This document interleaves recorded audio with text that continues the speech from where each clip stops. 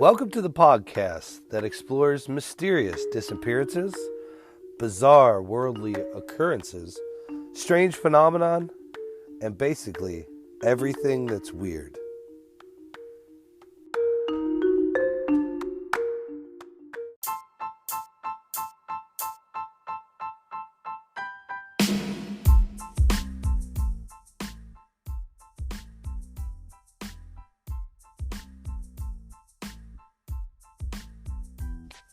Welcome to the podcast, everything that's weird. We are your hosts, Brandon and Anthony, and tonight we are talking about the underground alien battle in the Dulce base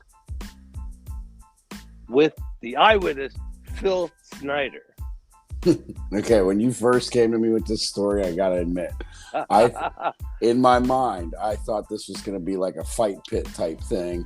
Yeah, right? In my mind, there's like some tall, like a slender gray alien with like his fingers taped and shit, and he's shadow boxing in the fucking corner. And a guy with like no shirt and dog tags and pants with too many pockets, combat boots. He's practicing knee thrusts. He's got a beret on. That's my mind went immediately to that. So I was a little disappointed to find out it wasn't a cage fight. Okay. This guy, Philip Schneider, he has, his dad is a doctor in the Navy. Mm-hmm. His sister works for the CIA. His brother's really high up in the Navy. And he is a self-taught geologist and metallurgist. Now, I didn't know what a metallurgist was, but I kind of figured what it was. Yeah. And I was right. It's somebody that can that understands alloys. Right. Metals, right. And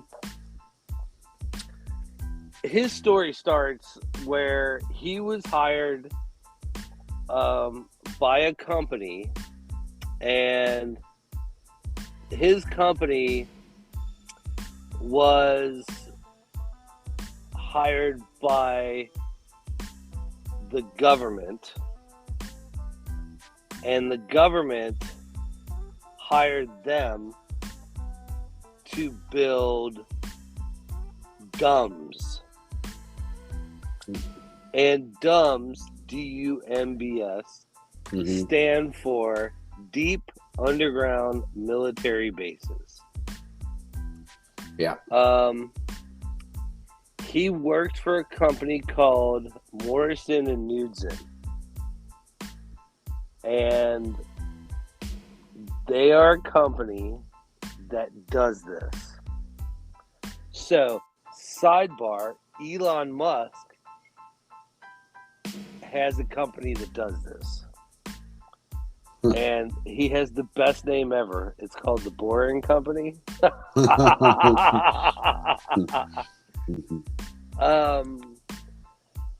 So,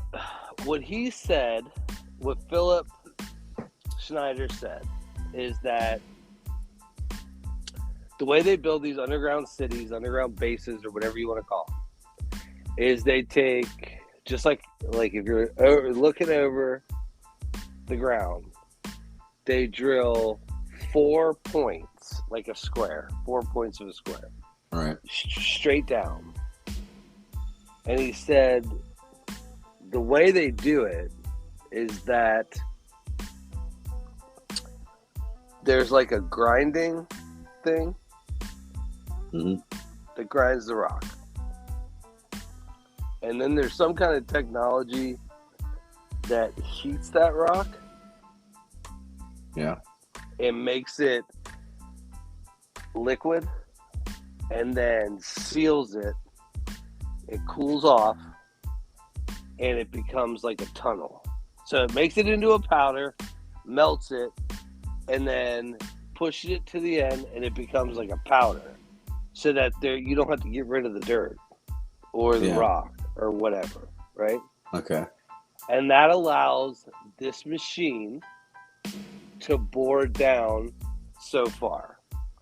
And what they do is, on this particular project, they did 4 points of a square, and then they connect those 4 tunnels that go from the ground, towards the core of the earth. They connect those horizontally, right? Yeah. Okay. That's how he explained it. So, while they were doing this, they kept getting caught up on something. And he's like one of the people that, are on the job as like a consultant. So they're like, well, we must be hitting something that we don't know is there, right? Mm-hmm. So they're like, it must be some kind of deposit of some kind of metal that we're not familiar with, and that's what's holding the drill up, because the drill is supposed to be able to drill through everything that's metal, right? Right. Every kind of ore that there is in the earth, this drill is supposed to be able to do it. So they're like, so he doesn't actually operate the machine. He's just kind of there for a consultant. And this was his job. So they like lower him down into this pit. Now, we're talking like 2 miles into the earth. Jesus. Right. They lower him down in a basket, and he's followed by Green Beret and Black Beret guys. Which, hold on, I didn't know there were Black Beret guys. It got me too. I never knew I never knew that at all. So he's lowered on one basket, they're on another basket, and when he gets down to the bottom, do you think they were like, come on, man, we already called ourselves Green Beret. Can you come up with something else? You just should change the fucking color. Or like Black Beret is like Top Gun. You know what I mean? And they're like, fucking Green Beret pussies. You'd be like, we're Green Berets. We're black fedoras. You're green? Right, we're black. We're black fedora. You're buying shots. So they lower him down, and when he gets down there, he's confronted with a 7-foot-tall gray alien. Mm. And he said it smelled worse than any garbage can you've ever smelled. Yeah. So he's freaked out. He grabs, he carried a pistol because he was on a military base and he had the highest clearance. He's in like a sort of like a spacesuit to deal with temperatures and whatever. Mm-hmm. So he's sort of in like a spacesuit, but a little bit more nimble than a spacesuit. Right. And he said he pulls out his gun, which is like I think it's just like a regular handgun, like a 22 or something, like 9 or 22. I forget what he said, but but it's just a regular handgun, not like a machine gun or anything like that. And he actually says, like, I wasn't prepared for this. I didn't have a machine gun or like an M16 or anything, right? So he pulls his handgun out and he shoots 2 aliens and kills them. And he actually says they are mortal. They die. Was a government geologist who had 17. And it's all right. And so he shoots them, they die. Well, there's like more of them, right? Yeah. And the one alien that he didn't shoot, like, waves his hand, and what he said was filleted his chest. Yeah. Open. Yeah. And then a Green Beret pushed him out of the way and a battle ensued. Now, didn't he say that the gray was using like his hands to shoot? Yeah, it was he said he waved his hand and it sent a plasma ray that split his chest open. Jesus. And he has like a scar. Yeah, I heard like all the way from his chin down to his belly, right? Right. So when this happens, the Green Berets open fire and they send more of them down. And a huge battle goes down. And they don't know how many aliens were killed, but 60 Green and Black Berets died during this whole thing. Yeah. And that's kind of it for that. So he becomes like a whistleblower. And when he becomes a whistleblower, he's like, okay, listen, here's what's going on. There's aliens. You're never going to believe this. There's aliens. They live underground. And they made a deal with the government in the 50s that they would live underground. And in exchange for world domination, they would be allowed to experiment on humans. And he said that, every year there's millions of kids and people that go missing. Mm-hmm. And a large part of that, some of it's serial killers, but a large part of that, the large part of that is aliens. And they're experimenting on humans. Now, he also went on to say that there were going to be a series of false flags. Now, this is actually really interesting, because he said Oklahoma City was going to be a false flag. Mm-hmm. And for those of you that don't know what a false flag is, that is an incident that happens that's generated by the government that sparks some kind of retaliation. So, Jesse the Body Ventura, the wrestler, became the governor of Minnesota. Right. And he was a Navy SEAL. And he got down to the bottom of what started the Vietnam War, which was the Gulf of Tonkin incident, right? So the Gulf of Tonkin incident, the Vietnamese fired on American ships. That was supposedly the start of Vietnam. And he's like, that never happened. That was a false flag that the United States said that gave us, quote unquote, permission to start a war with Vietnam. Right. And he was really pissed about it, because he's like, 65,000 of, my brothers died for something that never happened. And he's been on Joe Rogan. He's been on national circuits talking about it. He's really pissed about this. Right. And rightfully so. I get it. I get it because I've heard Jesse's story. Yeah. My uncle died in Vietnam, and that affected a whole generation. My mom's whole family was affected by my uncle dying in Vietnam. Right.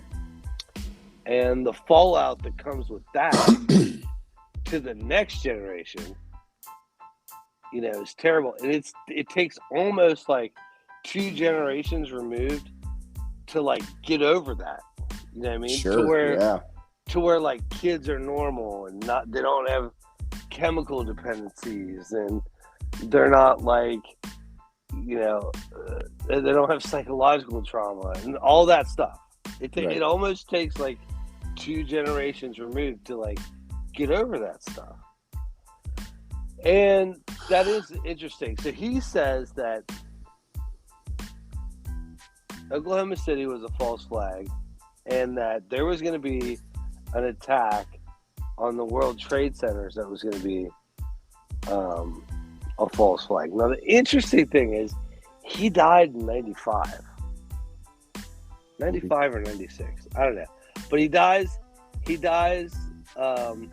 well before this is the thing. Mm-hmm. And when he does,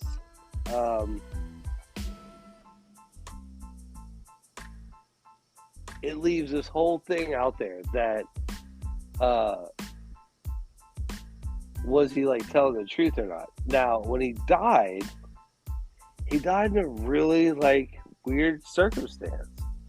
Yeah. He had his catheter tube wrapped around him, his neck, and it was tied in a knot, and he was like face down on his wheelchair.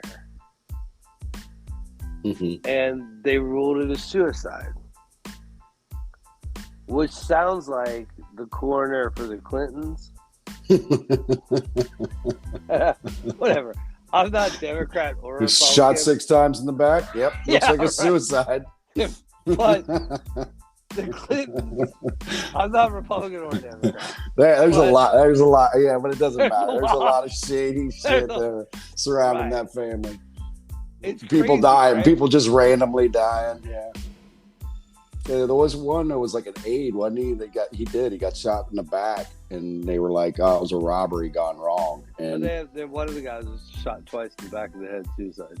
He had all his stuff on him. He had like a Rolex on him and shit. They're like, "Well, so that's what they said about. So that's what they said about him." So, yeah, and but didn't he? Did he have a 9mm on him? Yeah, he always carried a gun. But the thing with him was he always had money. Even though he was like, at the time, they said that he was being taken care of by the state of Oregon because he was on disability. He had a lot of like precious metal at his house, and he had things worth money.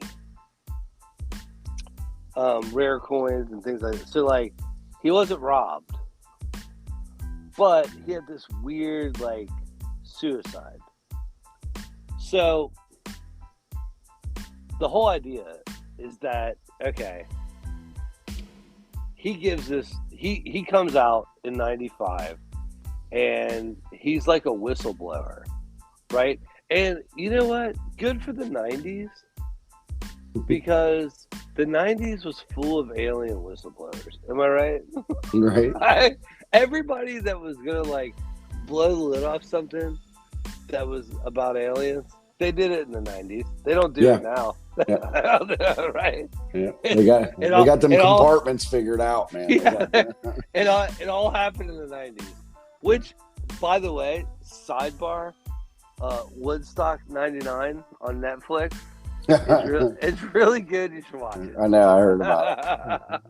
He's like, it was a disaster. I was like, it was a disaster from the start when they had a bunch of metal bands at Woodstock. It's like, what are you thinking? Sheryl Crow and then Korn. And then, yeah. So Kid Rock. But so he goes on this like circuit where he's like kind of telling all this stuff, and he does like. He throws out. He does throw out some like knowledge. He throws out that there is a. He throws out that there is a crystal that is made in space, and that allows for a lot of different technologies to happen. And it's called rhyolite, and that crystal is able to handle heat up to like I think it's 10 million degrees, and I don't quote me on that, but it's a really high amount of heat that it can handle. He also said that the element that they were using when is element 123, and he had a name for it, but it was a stable element, not like a radioactive element, and it was able to achieve a lot of different technological feats, more so than like 115, which was Babylon. So he also said that like there isn't just this one base, that there's hundreds in the United States, and that there's 1,400 in the world, and they're connected via this monorail that is like, it goes at Mach 5. So it is a magnet train that hovers like 3/4 of an inch off the rail, and it's propelled by magnets. And it's a way to usher scientists and researchers from point A to point B, and that the United States is like peppered with all these different underground bases. Mm-hmm.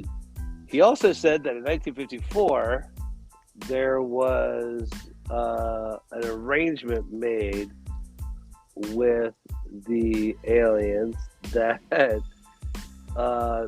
they would be allowed to do their operations, which was to like experiment on humans, if the humans above could operate freely. And that sparked a bunch of black projects, which he says accounts for trillions of dollars. Now, first off, I am going to say Donald Rumsfeld, right before 9/11, said they couldn't account for like $6.5 trillion. And that kind of got buried under 9/11. Yeah. But like he was saying, as the Secretary of Defense, one of the problems is all these black projects. And I always tell people, like, yeah, they say there's stealth bombers costing $1 billion a piece, but that's not true. They really cost like $500 billion a piece because of all the research and development and all the stuff that goes into making them, right? Yeah, right. And when you figure that in, they're a lot more than what they didn't. Their price tag is. They didn't just take one swipe at it. And I don't know if your dad was in Vietnam, but my dad told me the military is 30 to 40 years ahead, technology-wise, than the public. Sure. He said they have, and they did. They had GPS in Vietnam. Right. Anything that gives you an advantage technology-wise is not released until everybody has it. Right. So as soon as everybody has it, they're like, oh yeah, it's ready for commercial release. Yeah, it's like when we were talking about like the Bob Lazar thing, and they were talking about the high-speed rail that on that system where like you go underground, you get on, and it can transport people long distances and all that stuff. And it's like they don't share it with the public, and it's the public doesn't have knowledge of it, but it's most likely because it's like, well, then we'd have to start building it all over the place, and it would cause this huge infrastructure cost, and we can just keep it and use it ourselves. Right. Let somebody otherwise everybody wants it, is what you said. It's everybody wants it once you got it out there. So then you got to accommodate everybody, and then instead of doing that, they just keep it in-house and then let somebody else figure it out on their own. So in the early 90s, like the UFO thing kind of took off, and Bob Lazar was a big character. But this guy was also like a big character, except for he said that people were trying to kill him. Mm-hmm. He claims to have a picture of an alien who is in human form. He said that people shot at him and tried to kill him. Mm-hmm. But he also said that his dad was involved with the people that were in the Philadelphia experiment, and that he was in charge of trying to figure out what happened to them. Now, probably at some point we'll do a Philadelphia experiment. I haven't seen enough credible stuff about it. Mm-hmm. It seems like science fiction to me. However, and we'll get into this in a minute, his wife does say that's what his dad did. And she has pictures of things that happened during that time. Mm-hmm. So, well, his dad was also born in Germany and served as a U-boat captain for Germany during the World War. We're gonna get into that too. So this guy builds deep underground military bases. He has a shootout with aliens, and it was such an incredible. Damn, blow his fingers off too. Blew his fingers off and filleted his chest. Jeez, and it was such an incredible event. 60 servicemen died, and they don't know how many aliens. And then he goes on the circuit in the 90s and starts telling people of what's going on. Right. And that's where we are. Okay.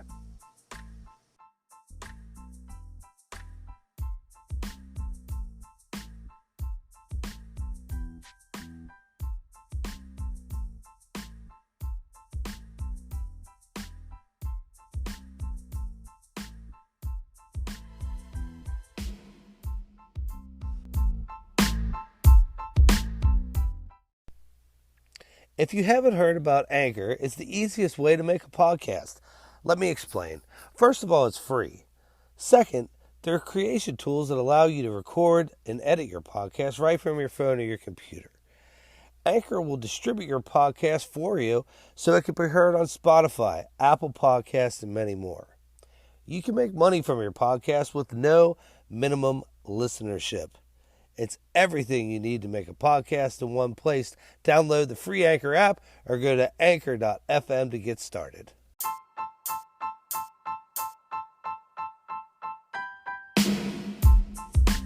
Okay, so I told you I drove across country a couple times. Mm-hmm. And the one time I didn't take a map. And I went north. And when you go north, you end up in northern Colorado. And I ended up in some mountain range, and it was like you could go around it, and it was like what I figured to be like about 3 hours, because it's maps, not Google Maps, not Waze. Right? Paper maps. Paper maps. I figured it to be about 3 hours, or it was like an hour across this path. Well, hindsight, I probably should have taken the 3 hour. Like, because I'm like, whatever. It's like A to B, right? Mm-hmm. And so it was a bunch of switchbacks, and I couldn't see. It was so dark because of the trees blocked out any kind of like night light. Right. That I couldn't see. And I could see where my headlights ended, which is terrifying. Right. Because they only go about 20 feet. Right. It was so dark that I had to turn my dimmers down. All the way down. Because my dimmers were blinding me from what I could see in front of me. Right. And I'm like, shit, man. If I break down here, like, right, it's like there's bears probably. Yeah. You know what I mean? Yeah. And I saw this light coming up, and I think I've said this before, and it was like a 60-foot door, completely, like if you could imagine like what a bank vault door looks like, except it was 60 foot tall, and it was open, and there was military vehicles parked outside, barbed wire, and I drove. It was NORAD, is what I found out. I ended up finding out later. Mm. But it was NORAD. So the reason I'm saying that is because that was a 60-foot door. And that was a tunnel that was drilled into the side of a mountain. Mm-hmm. And it was open. It was half open. And there's all these military vehicles there. And the only way I could describe it was like perfect cylinder. Like, no like concrete. Mm-hmm. No brace. It wasn't like a mine. Right. It was like perfect cylinder. What I could see in. Right. This part of the story seems totally spot on to me because, like, when they did the English channel, they had these digging devices, and they were off like millimeters. Mm-hmm. So they dug from one side to the other. Yeah. They started off on each side and they dug to the middle. And when they got to like that one point, mm-hmm. they were off by millimeters, dude. Yeah. Right? And literally a guy with a shovel put his shovel through. Right, and they shook hands, right? Right. Under the English Channel. Yeah. So, like, yeah, I believe that is something that happens. Like, there is, and Elon Musk with the Boring Company, he makes a lot of money on that. That company makes a ton of money because they're constantly doing that. And it's really not efficient to dig that far underground and bring all that material up. What are you going to do with it?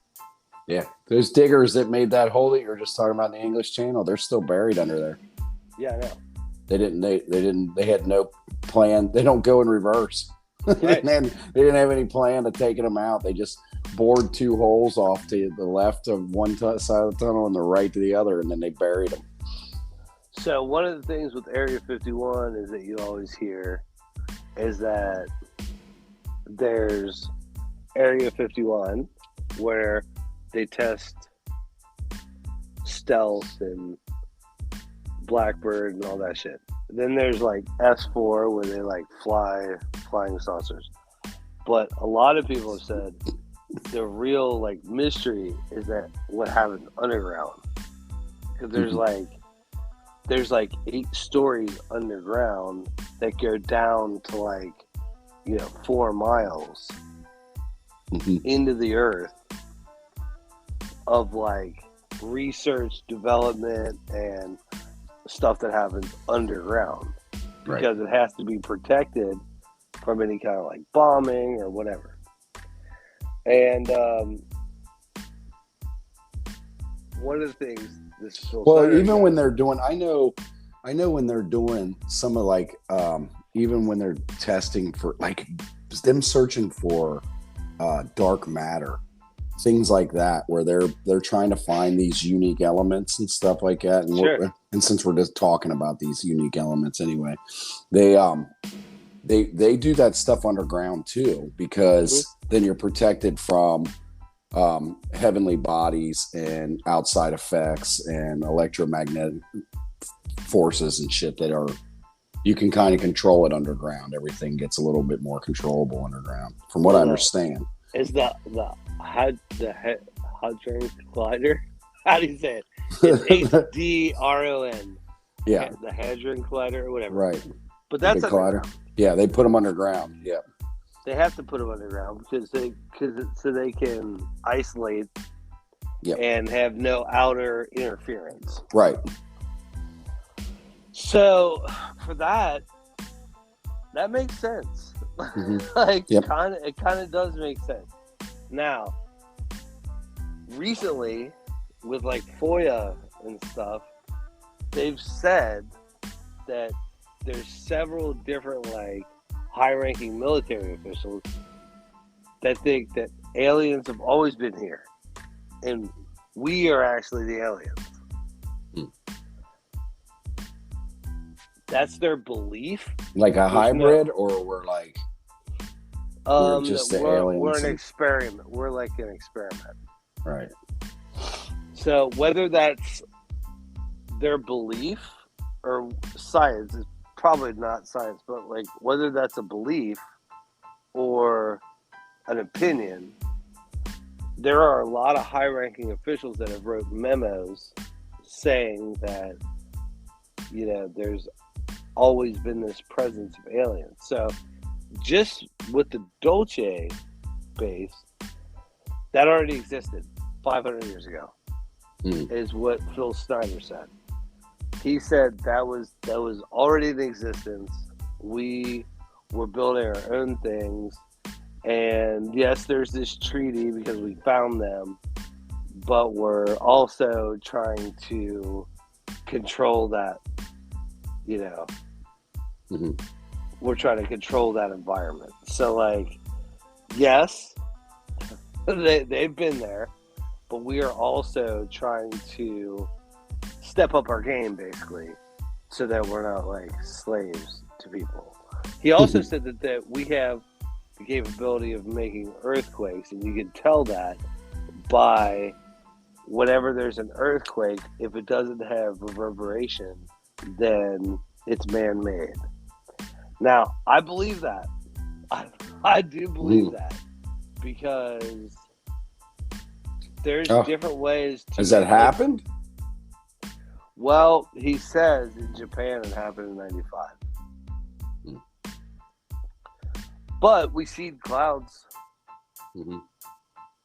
I mean, we seed clouds, and we've been changing weather, and a lot of people don't know this. We've been changing weather for the last 20 years. And a lot of people think the shifting in weather is a lot man-made. That's why the people on the far right that are like, there's no global warming, a lot of their beliefs lie in that there's no global warming because, we're too insignificant to cause global warming. However, we cause global warming by changing the weather.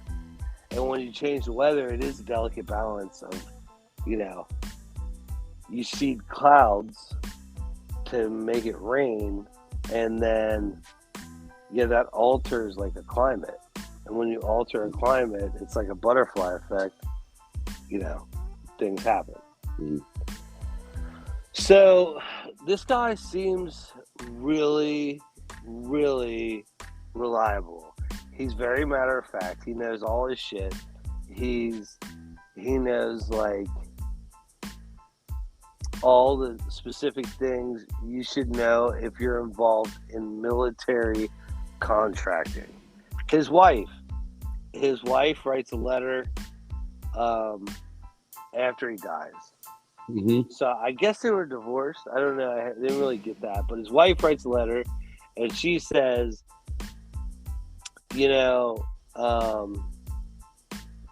was trying to go through his work history, and here he didn't use his social security number. He had another social security number that he used for work.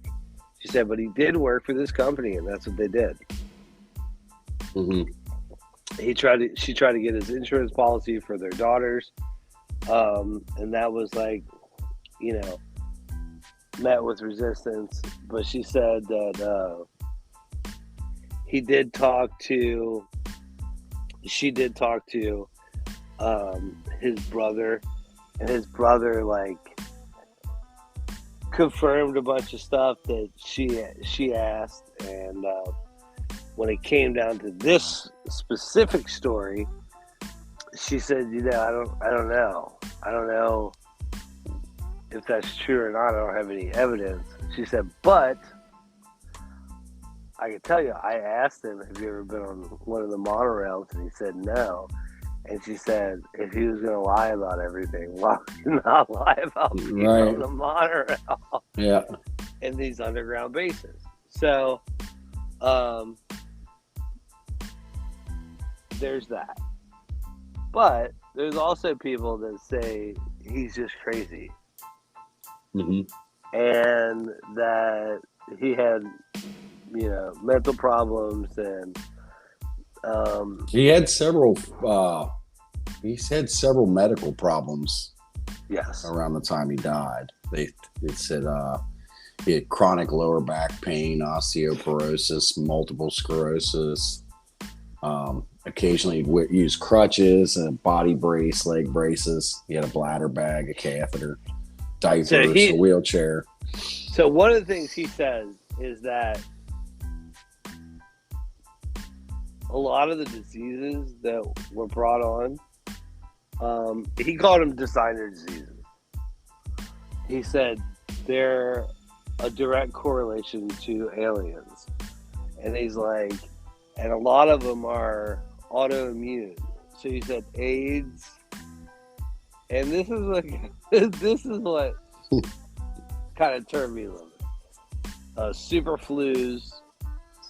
It's like COVID, but AIDS, Ebola. He's like, anything where they don't know the origin of it, he's like, more than likely that is somebody that was in contact, didn't quarantine, got in contact with the civilian, and then it started a chain reaction.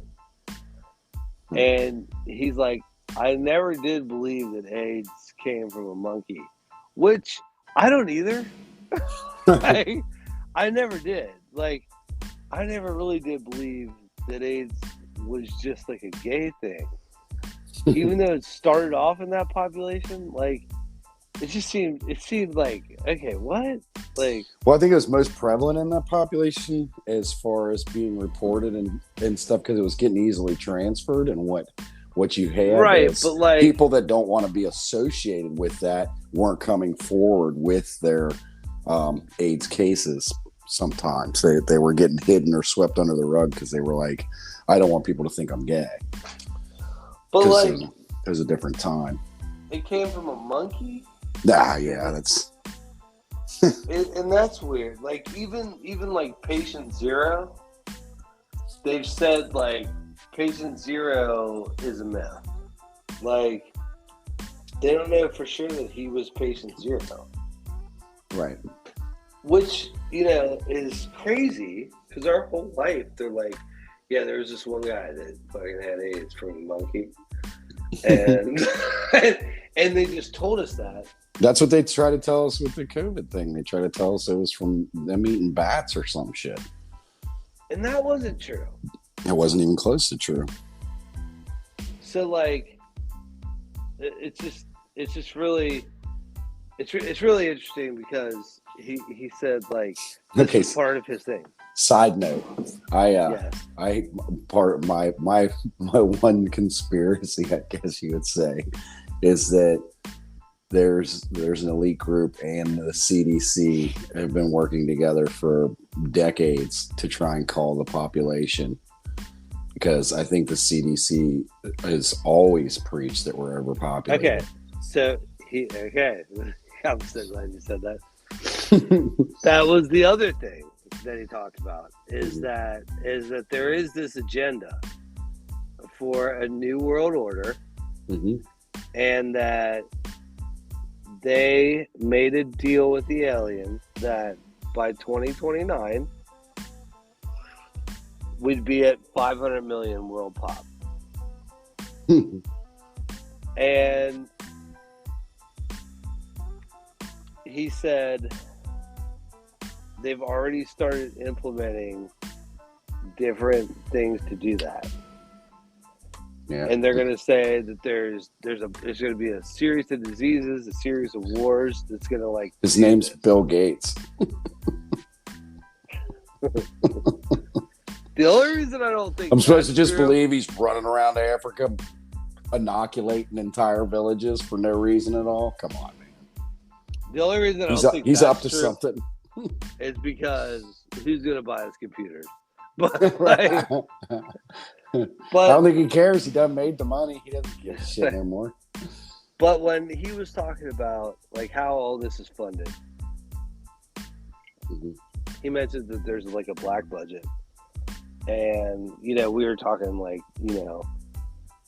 trillions of dollars Right. go into like all this development and research and whatever. And he said as early as Vietnam, they were sending home caskets full of cocaine Mm-hmm.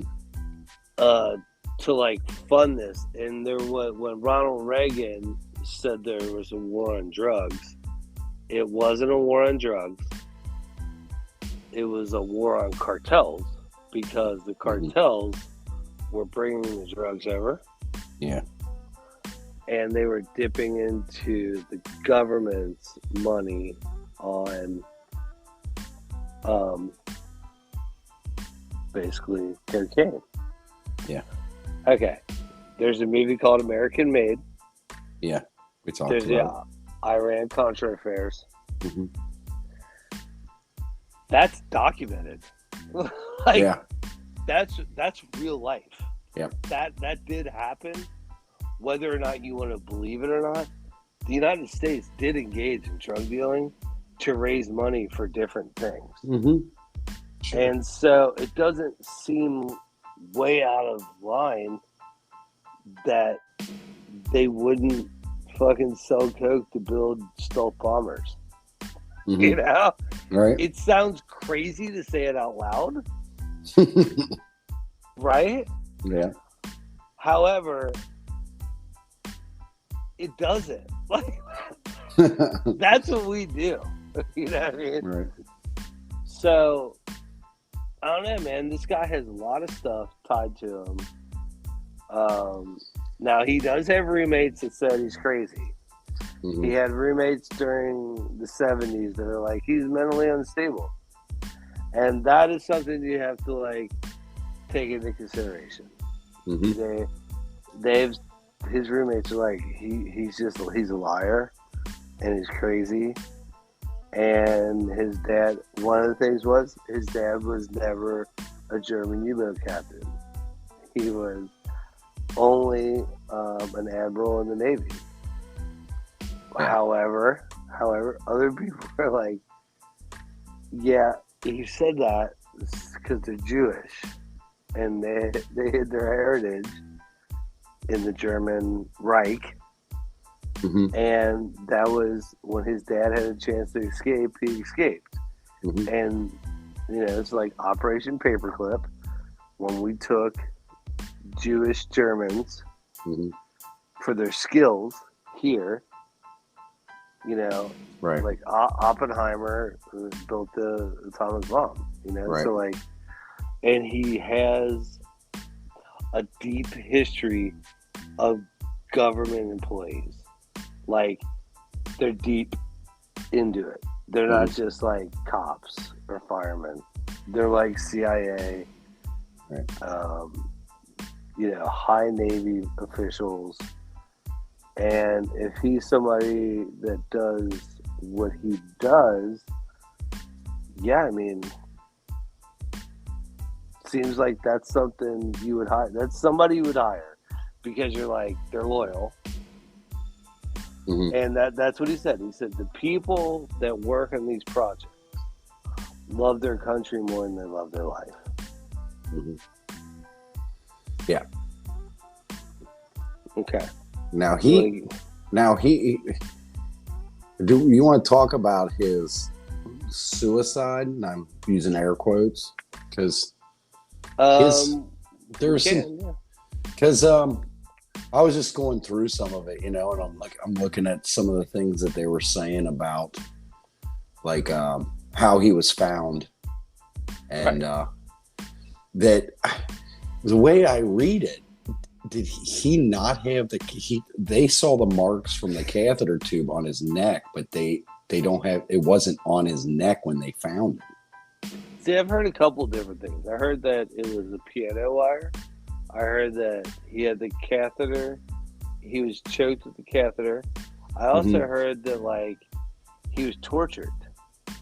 Well, they were saying that it was like blood on his body and stuff, but there wasn't any blood on his chair. And he was like weirdly positioned in his chair, where his face was on the seat of the chair, his body was mostly on the ground, and his feet were under the bed. The way they said is he got off the side of his bed and hung himself by leaning forward and basically like choking himself out. Right. So what happened But was his wife said he was shot. He had 500 pieces of shrapnel in his body. He had evidence of torture, and they've trigger warning. Flayed his penis. Wow. Right. So like his wife, like I don't know if it's his ex-wife. I guess it's his ex-wife. I don't know. But she firmly believes he was tortured and murdered. Yeah, because they actually took blood and urine samples from him during the autopsy, and she wanted to get him tested. They never did it because they said they're not going to waste their money on a suicide. And then when she found somebody to do it, they were mysteriously missing or destroyed. They were gone, right? And then she said in the testimony that he was missing the fingers on his left hand. He had limited motion in his shoulder. And she said, I believe that it was physically impossible for Philip to have held the rubber hose in his left hand with missing fingers and then wrapped the hose around him 3 times with his shoulder that had limited motion, right, in order to end up with this body the way it was. And he had to be sitting on the edge of the bed, wrapping their hose around his neck and slowly and painfully strangled to death. And she said his head hits the wheelchair first, but she said it didn't make any sense to him. And he had a buddy, Mark Ruffner, a longtime friend, who talked to him the weekend of January 6th and 7th of 96 and said that they were going to buy a piece of land in Colorado. And he was excited because he was going to have him help write his book about all his knowledge of UFOs and aliens. He does. And then he said there's no way he considered suicide. There's just no way. He was even quoted to another friend saying that he would never commit suicide. If he did, he was murdered. He told people that. Yeah. If you ever hear that I killed myself, it's a lie. I was murdered. Yeah. All right. Do we get into what we think? Sure.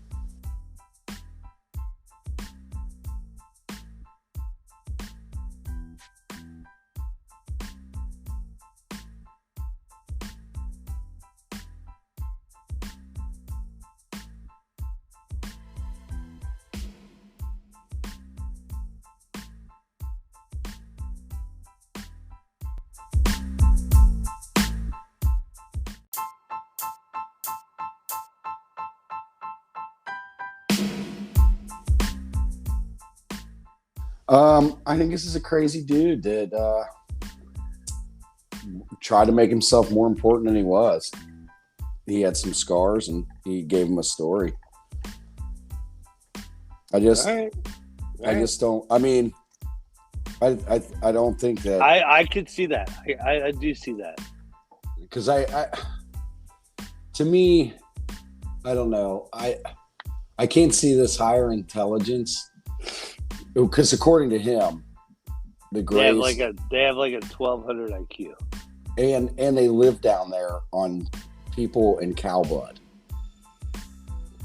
Right. They drink cow blood. That's why all of the cows get their blood taken from them, because they're drinking. That's what their sustenance is cow blood. And it's like, well, that would be really, really unique, right? If it's an alien species from another friggin' planet that its body can be sustained off what keeps us alive. You know what I mean? It's like, that's pretty good coincidence that would help them out, you know? But either way, it's just like, why would you be a stinky rat down in a hole if you're this 1200 IQ species that was seconds away from world domination, and we talked you off the ledge? You know what I mean? Like, hey, what if we let you experiment on some people? So apparently, I'm not arguing with you, but apparently somebody did ask him that. They said, well, if they're so smart, why did they not take over? And he's like, they have.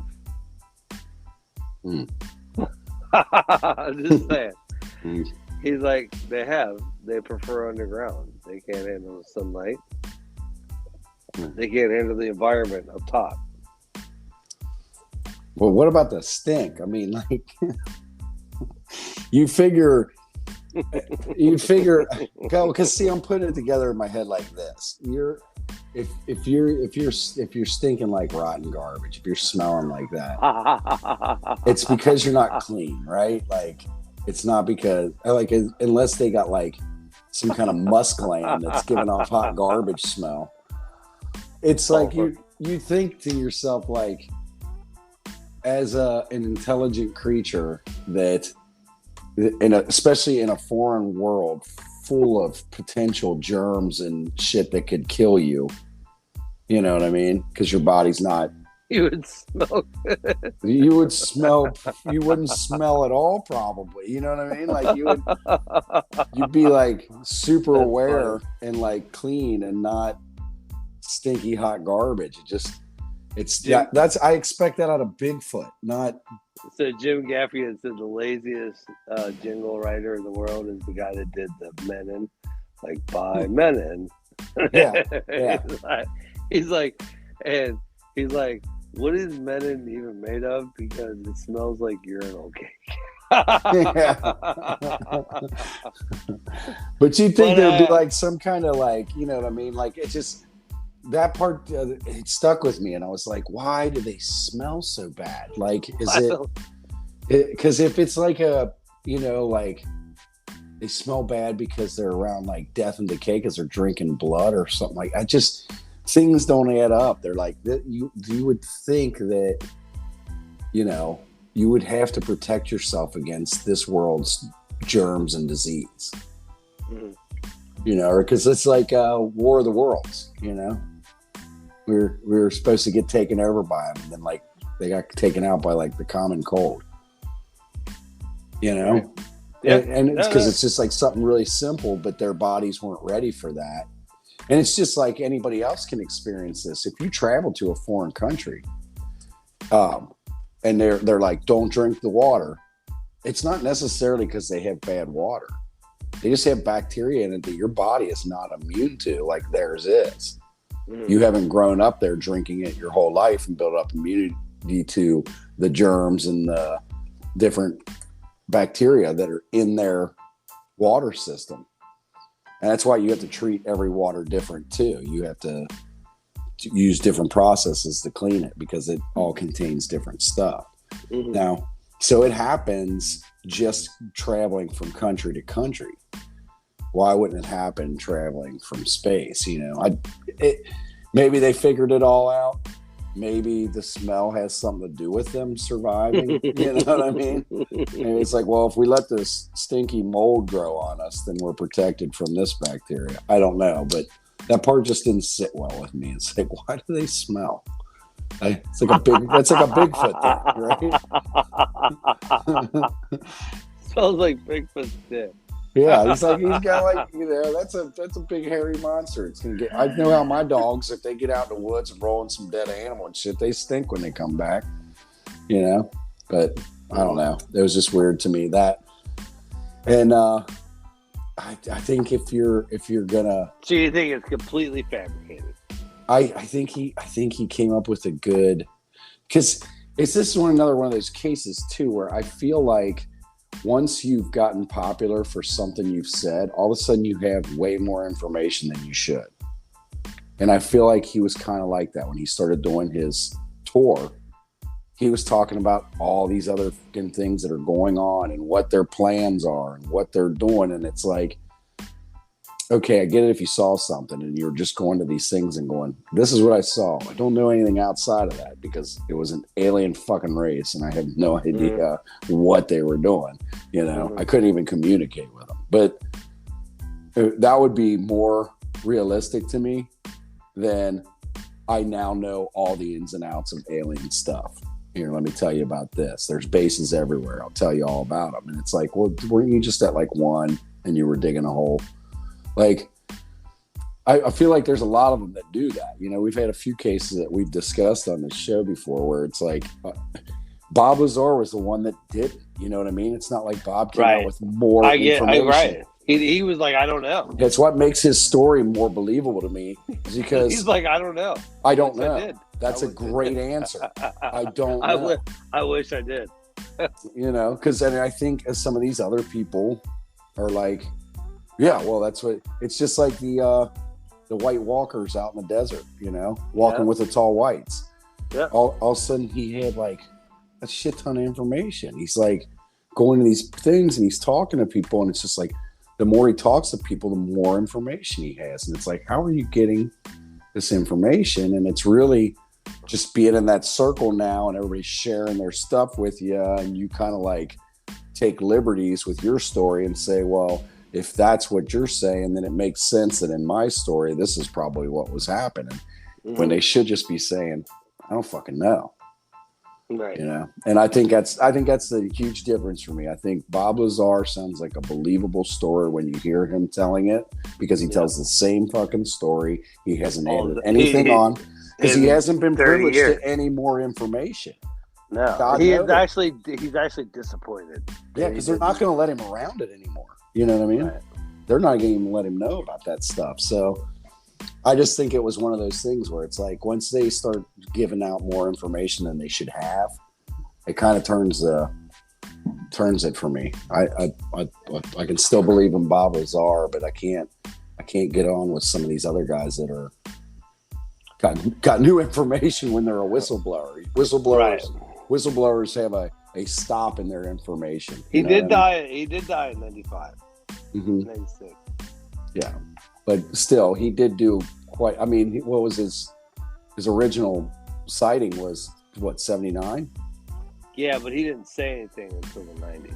Right, and that's probably like, how'd you get them scars? Wow, cool story. Right. You ever seen hot garbage have big giant eyes? Now, just for me, I'm out on this one. I just think he's too far-fetched. I think he had some scars that he could make a cool story around, and nobody could tell him he was wrong. And it's like I said, he once you do that, I got more information, and some of the things he said, it just doesn't seem right to me. Like Bob's stories seemed more legit. They made more sense because they were less. They were less theatrical, you know what I mean?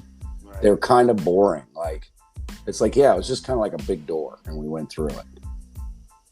We rode on a little bus. We rode on a plane that was white with a red stripe. Nothing special. It's not like, seems like sometimes these stories, they reach so much about what they were doing and how they were doing it. It's like, well, they had these super sophisticated things, and let me tell you all this technology. And Bob was kind of like, no, we rode on a bus to this big door. You know, it wasn't like, and then there was like a face scanner, and you know what I mean? He didn't. It seemed believable, and I just don't think. I guess I'm biased because I kind of like put every story up against his, as like a barometer, but. Yeah, this one for me, I think it's too far fetched. So, I agree with you because I read a bunch of his roommates. So he had roommates. Mm-hmm.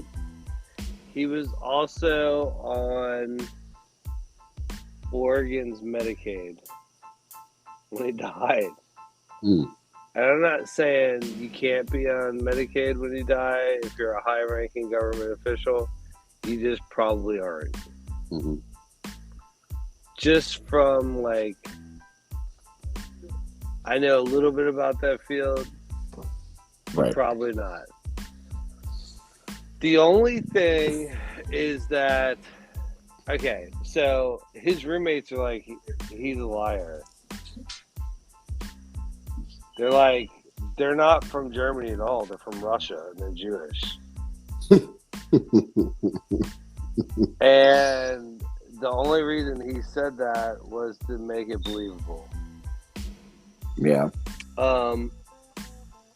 Because you start talking about, guys that came from Germany, And we can relate that to, like you said, Oppenheimer and all the scientists that we snagged after the war and stuff. Sure. And so it makes it a little bit more sci-fi if you And had a defector in the family. All of his roommates said he was delusional.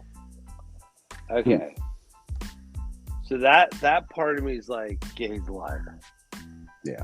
However, his wife's letter was like, he did work for that company. And she said, when I would pick up the phone to call somebody, it would click. And every time we went somewhere, there was a truck that had Canadian license plates that would follow us. And the day he died, I was getting stuff out of his apartment, and the neighbor across the street was moving out. Okay, so what if it was this? So what I was thinking? Well, I think I got you. Remember when Rob Bobblezar said that he was probably fed that information to be tracked? Yeah. So that if he leaks stuff, right, they would know where it came from, like the Zeta Reticuli, all that stuff. So they could have like a marker on him, basically. Yeah. Maybe this did happen to him. Maybe it did, but maybe the markers shit were placed by the company he was working for because Totally. they didn't want him telling the technology Totally. they were using to dig the hole. Totally. Because that would make perfect sense to me. And that kind of seems like something that seems like believable. It's just, did he have the firefight with the alien? Yeah, I don't think he did. I think he started telling this story, and I think the company that he worked for was scared that he was going to divulge trade secrets, and because they were watching him. That they didn't kill him; they were just watching him. Now, the funny thing about what you just said is that in one of his speeches, he said it used to take 3 years to build these. He's like, but they came across some kind of technology that they were able to build 2 or 3 a year. And it was probably back then, who knows, it could have been like a sound resonance. They do that. They can superheat things with vibration and sound. Sure. They do that right now. It's kind of funny. I watched how it's made on. I used to watch that all the time. I'm so boring. But they were doing sandpaper. So they were getting the material that they use for the sand that's on sandpaper. And they get it in big rocks and they smash it up as much as they can, and then they put it in this big vat, and then they stick these pipes, these big bars go down into it, and then they resonate this sound that superheats it, and it all melts into liquid. And then they mix it all together, and then they break it all up into the little bits that become the sand grains, and the rest is kind of how you think it would be, except for, the big rolls of sandpaper. You think there's like this big piece of paper with like glue on it, and they just like sprinkle sand on it as it goes by? Yeah, no, it's not at all. They use static electricity, and the paper's actually up, and the gravel stuff's down, and it gets drawn up to it with what a trip. Yeah, so it's like more evenly coated. So, complete sidebar, I wanted a charter, went fishing, and I caught 3 sharks, and the guy's like, hey, you want to hold the shark and take a picture? I'm like, not really. He's like, just do it, don't be a fucking wuss or whatever. So I'm like, fine. So he's like, hold it. He's like, do not let go of that shark. He'll bite the shit out of you. Right. Like, all right. So I grab it, and I'm like, I have a death grip on it, right? Yeah. And it feels like sandpaper. Yeah. He's like, you guys do cabinets? I'm like, yeah. He's like, yeah, that would have been your sandpaper back in the 1800s. Yeah. They used to use shark. Yeah. Yep. So, I could see 1 of 2 theories with this. Either this did happen, and in his debriefing, they fed him a bunch of misinformation. Yeah. Or it's a complete fabrication. The only problem I have with the complete fabrication is that his wife does verify that he worked here.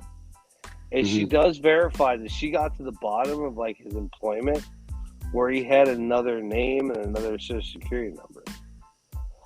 So I don't know. A big part of me is like, this didn't happen. Like I would say 75%, but then there's this other 25% that's like, you know, maybe he was like, loose cannon is not the right word, but like somebody they could discredit, and then they did. For me, it works out. Like, I believe that he worked for this company. I think that company had trade secrets worth protecting. I think that company had him followed later on when he started talking. I don't think they killed him. I don't think they would have gone that far. They just Why was he tortured then? I don't think he was tortured. I think he killed himself. And it's just that syndrome that happens when people who you don't think are going to kill themselves kill themselves. So one of the things is why everybody goes around. There's immediate conspiracies around suicides. I know. We actually did a show. Yeah, so there's immediate conspiracies about suicide. But right his away. His wife said he had guns, tons of guns, and he had enough medication to end it. Yeah, but if he does it that way, then it's a definite suicide. If he does it his way, his story lives on forever. He wants to die. Yeah, but nobody knows this story. I'm going to make this look like I got fucking taken out. So like if Bob was I die being truthful, and really he was being dishonest. So, but like if Bob Lazar killed himself, yeah, that story lives on. But nobody even knows who this guy is. He did like a very short circuit of a few like speaking engagements. Yeah, but he did it at a time that was popular, right? Wasn't there? It was. Carla Turner was just making public awareness of MK culture.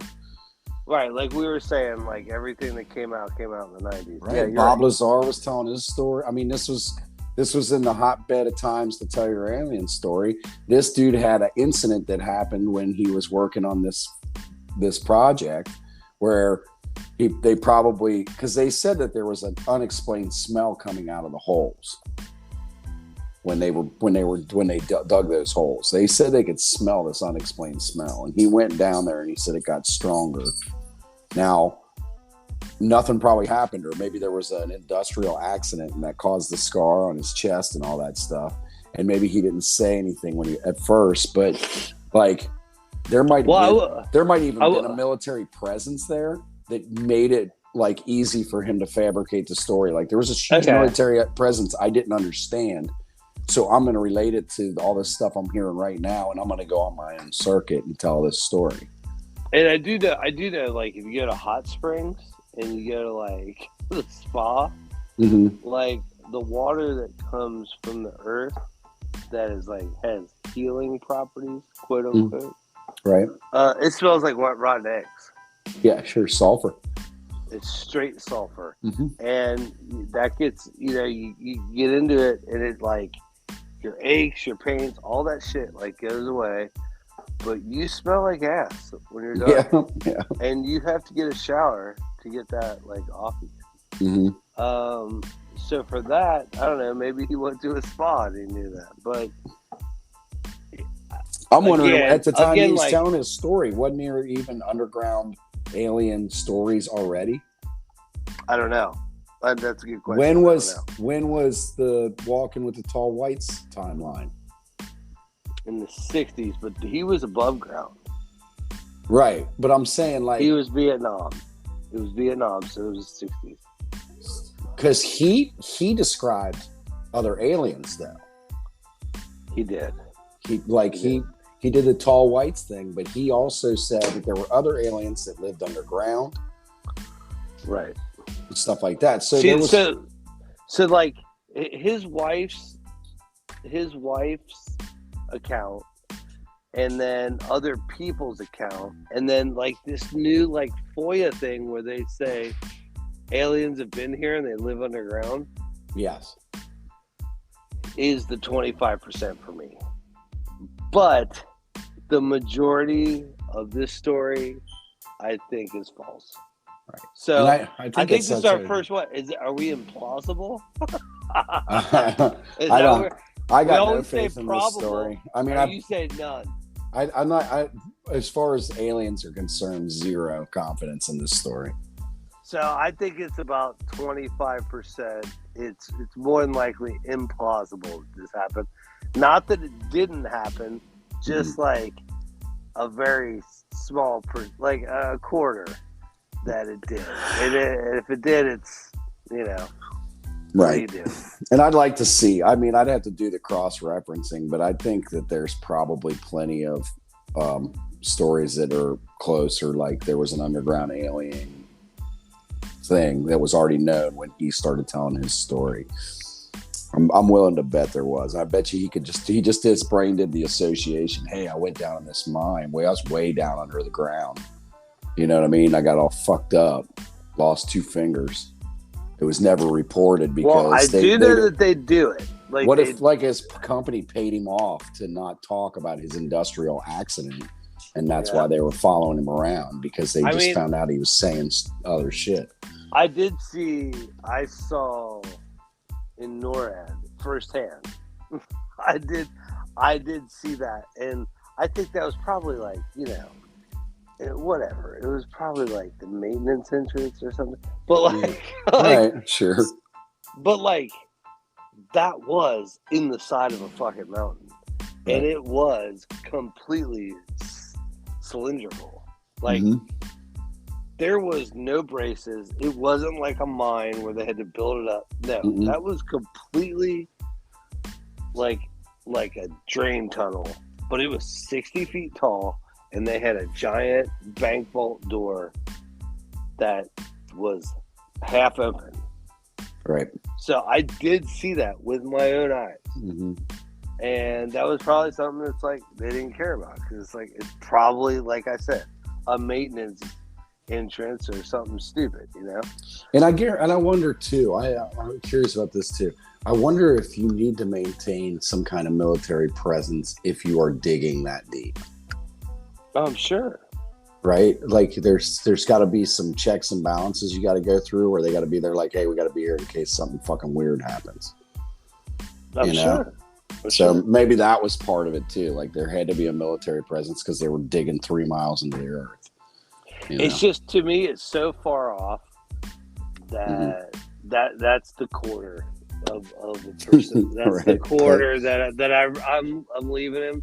But we always say probable, and I'm thinking we say it's implausible. Yeah.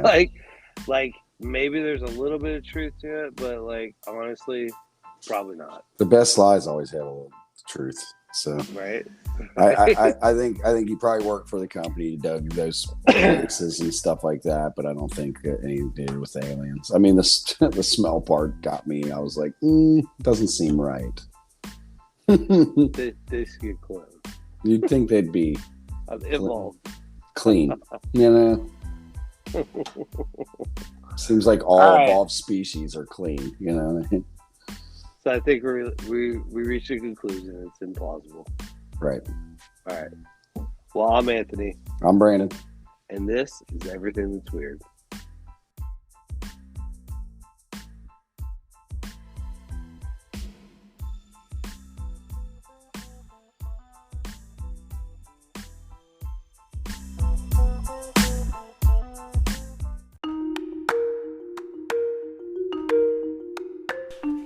For show notes and merchandise, go to www.everythingthat'sweird.com.